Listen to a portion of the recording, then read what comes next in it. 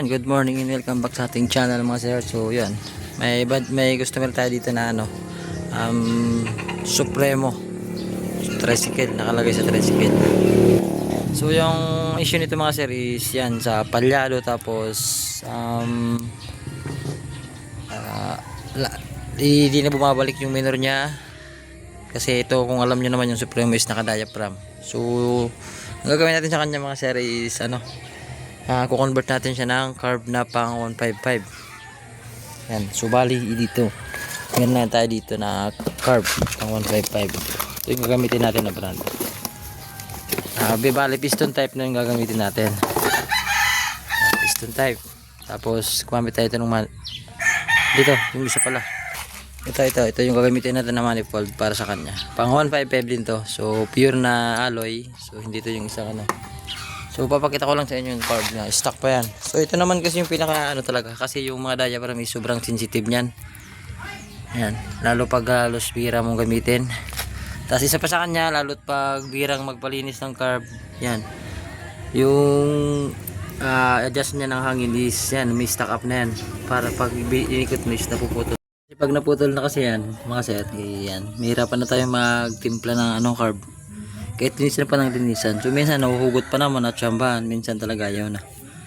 So depende na. Minsan pinapalitan na talaga. Pero minsan kahit ano na to kahit natanggal mo, kahit timplahin mo pag paano na talaga yung diaphragm niya, yung sira na yung ano niya, papalitan na talaga Pero mas maganda talaga kasi pag pinalitan natin ng ano na lang, ito na lang, piston type na lang. Para mas madaling ano maintenance ito kasi medyo maano pag maintenance. Lalo pag bira mo gamitin stock.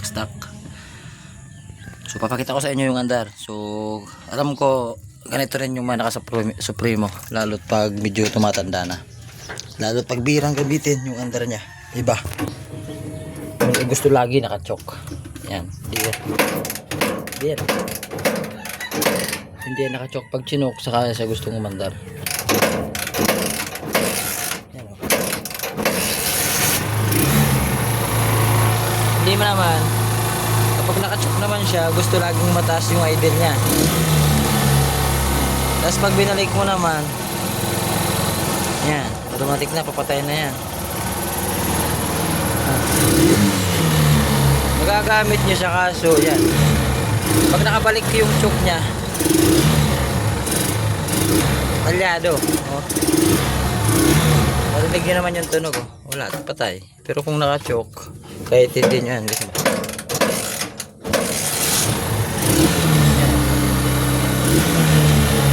Naka-choke yan.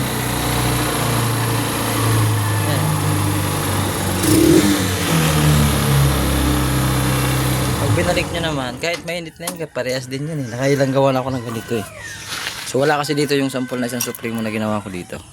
So yan, papalitan natin itong diaphragm na to, itong piston type. So bali yung ano pala, yung manifold na binili natin ng bago, puputulin nyo yung yung isang tornilyoan. Titirin nyo lang yung may naka-usli na volt. Yan. So bali ganito yung itsura nya.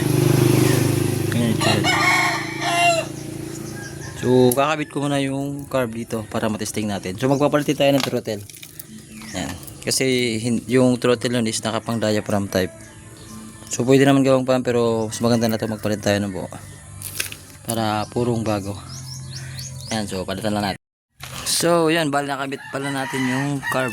Yan, yung carb na piston type na sabi ko. So ganun yung magiging itsura niya. So nakatusok lang siya dun sa So parang stuck lang siya. Yan yung forma niya. Piston type na pang TMX, pang 155 to. Yan, TMX 155. Nagpalit din tayo ng bagong throttle. So bali ito yung mga tinanggal natin to. To carb na diaphragm. Sobra, grabe na kasi yung diaphragm niya, grabe ng tama So di na talaga to titino. So kaya nagpasya tayo ito nang ipalit yung piston type kasi medyo mahal tong pag ganitong diaphragm type. Halos doble sa presyo nung piston type. So kung gusto nyo magpalit, mag piston type na lang kayo, wala nang problema dyan. Tapos ito yung throttle nya, pinalitan natin. So try natin, paandarin. Paandarin na. Aman. Sandos. Yan yung throttle niya lalim, oh. Yan, oh. Mas maganda siya, mas responsive pa, oh.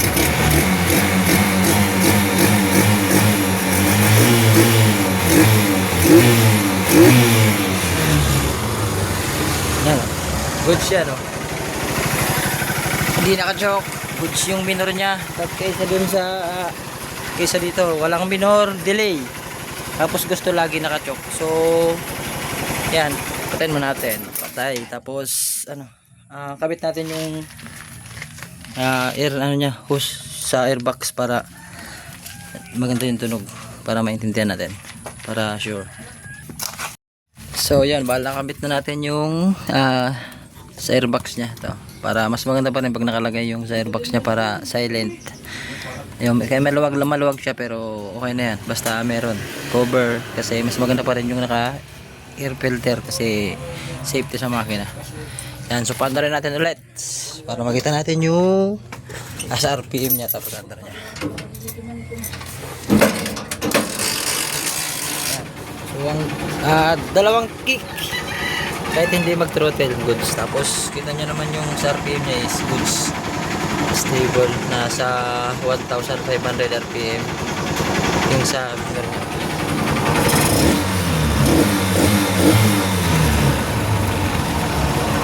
Tapos mas maganda sa kanya is ano, mas responsive siya, hindi delay, goods. Tapos patay natin ulit under. Oops, nakapatay yung wala. Yan. So kita nyo naman kahit di tayo mag throttle, good siya. Isa pa. Goods na. Yan, goods na siya. Yan, o.